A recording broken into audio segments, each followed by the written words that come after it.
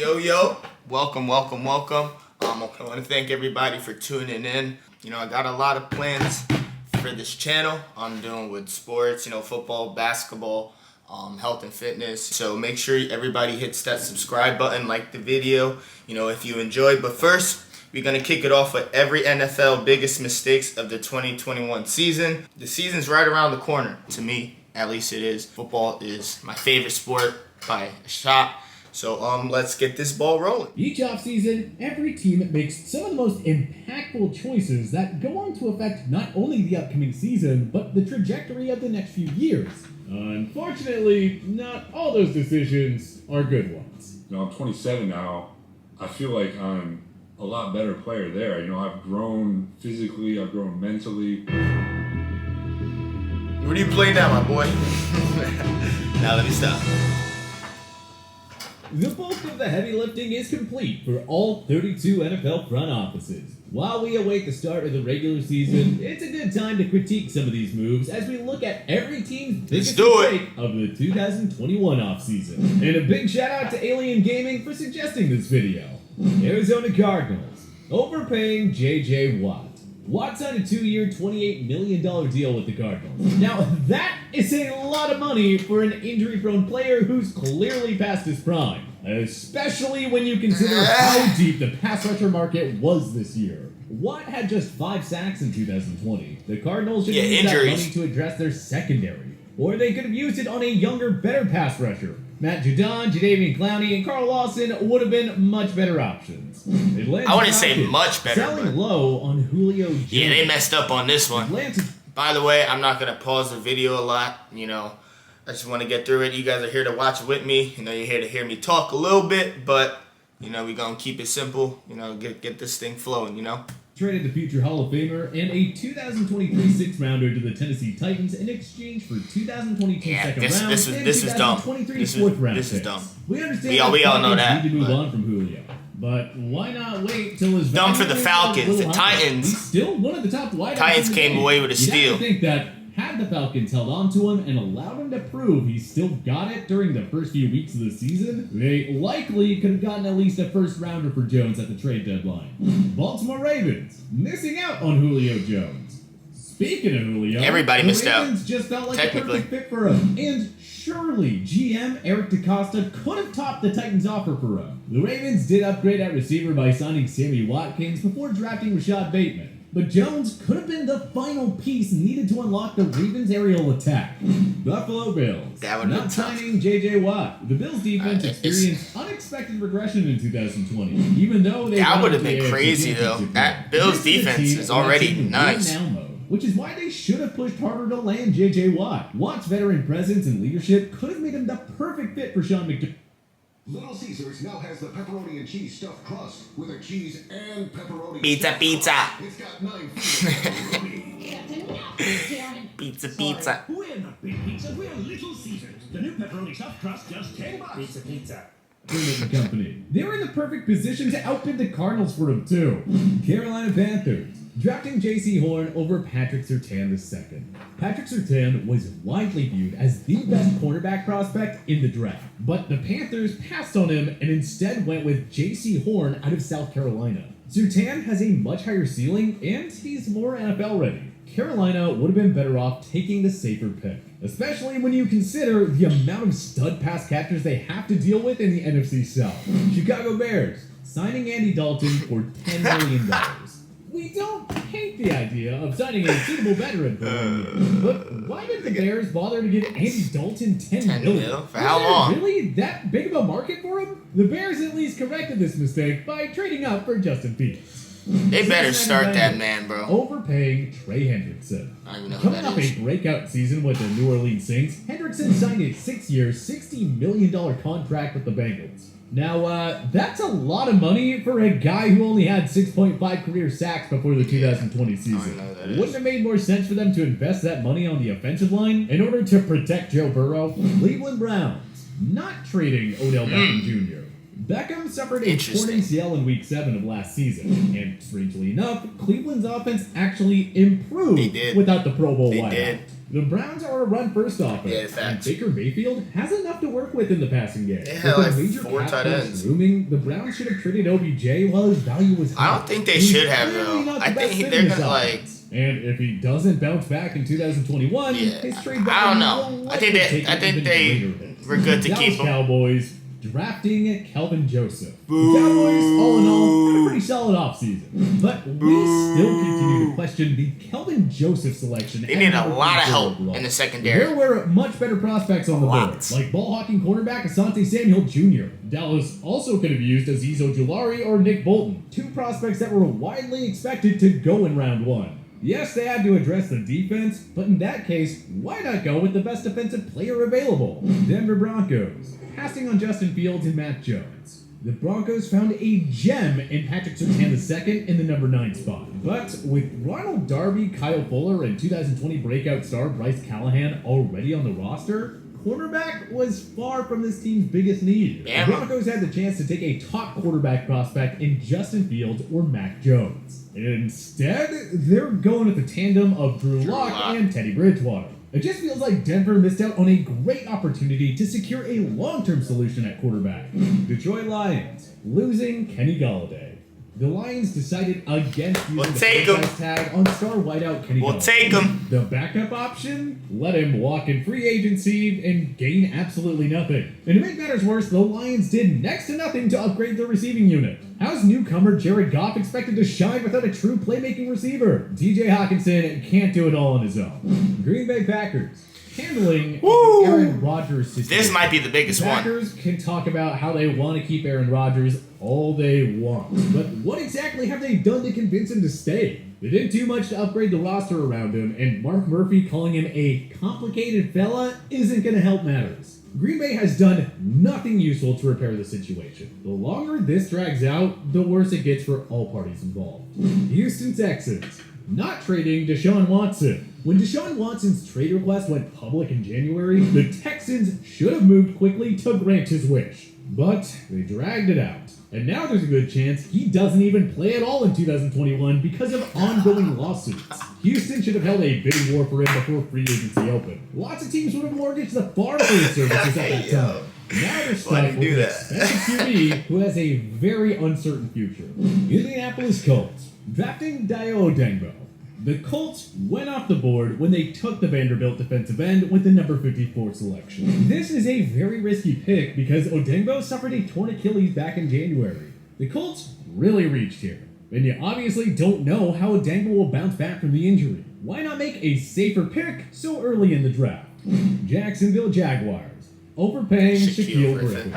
Giving Shaquille Griffin a 3-year, $40 million deal comes with plenty of questions. For one, what made them think he's worth it? Griffin was merely average in 2020, recording a PFF grade of 64.1. And according to Pro Football Reference, Griffin allowed a 62.1 completion percentage when targeted in 2020. A 1-year, low-risk move would have worked better for the Jags. This is simply way too much money for a non-Pro Bowl corner.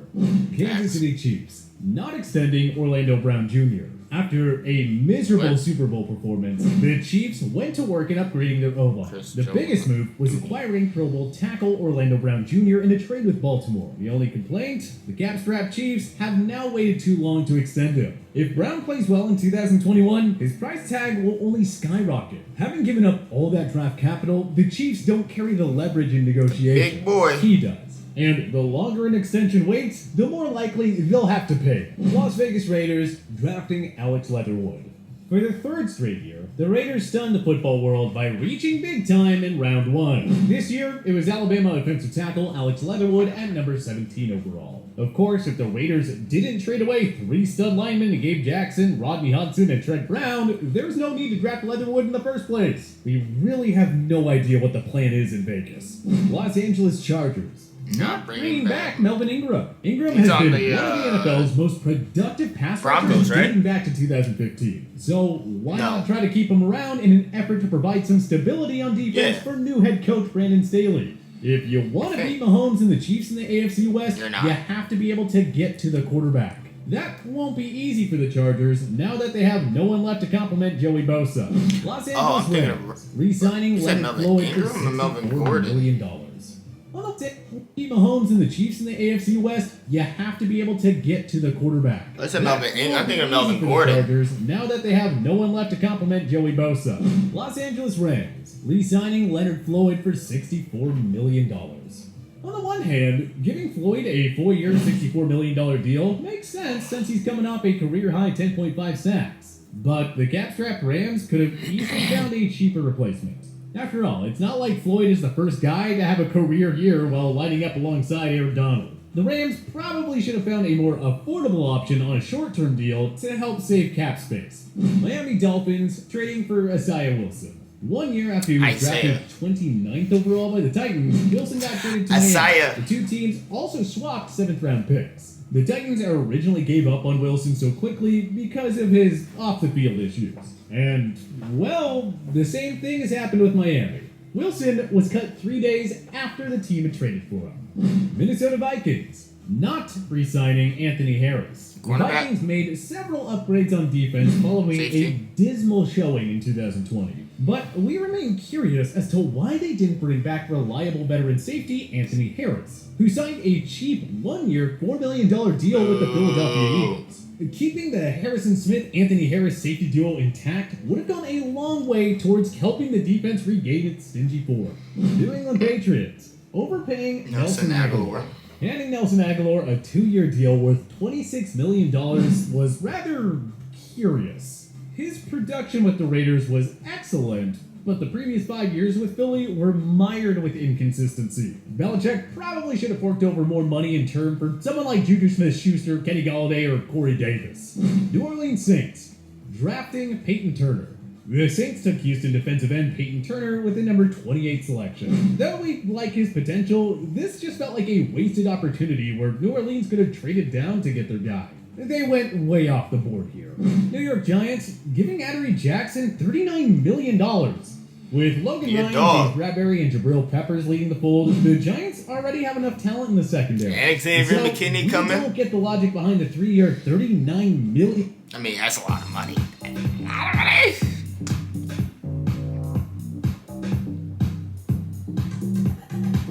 $1 million deal they gave Adoree Jackson, who was released by the Titans. Jackson has been limited to 14 games over the last 2 years, and his production wasn't great in those contests he was I don't know what you're talking about. They should have just used that money to fix their O-line rather than try to strengthen the strength. How many times? I'm not even going to get into it. Jets, signing Tyler Croft. Okay, we're kind of nitpicking here because the Jets actually had a ridiculously good offseason, at least on paper. That said, signing Tyler Croft to a 1-year pact worth $2 million just kind of felt meh. He's only totaled 85 catches for 851 yards and 12 touchdowns over 6 NFL seasons. Not sure if the Jets should really expect much production from this signing. Philadelphia Eagles, not firing Howie Roseman. The Eagles decided to hit the reset button by firing Doug Peterson and by trading Carson Wentz. If you're gonna rebuild, though, why give Howie Roseman the keys to the car? This guy handed out several brutal contracts, and he struck out big time over the last few drafts. It feels like the Eagles are just keeping Roseman out of loyalty. They're only 4 years removed from a Super Bowl, after all.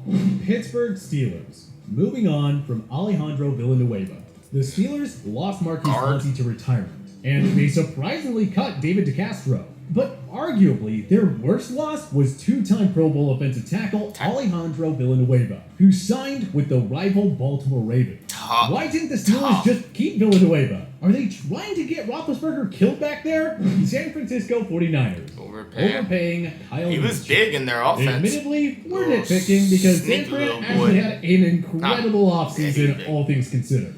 But the one questionable move the Niners did make was handing the veteran fullback a 5-year extension worth $27 million. That's quite a bit for a fullback, wouldn't you say? Yeah, but he was more than a fullback. Yeah, he was more than a fullback. For a guy who plays well below 50% of the offensive snaps, this feels like a giant fullback is like Seattle Seahawks. He's a blocker in general. Everett.